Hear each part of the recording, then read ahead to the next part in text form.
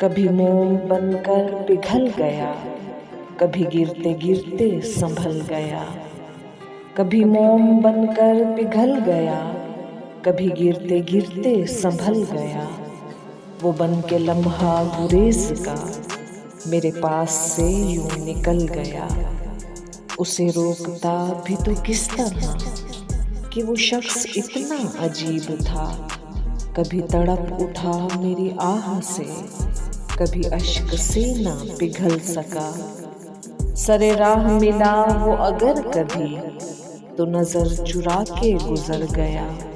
वो उतर गया मेरी आंख से, मेरे दिल से वो क्यों ना उतर सका।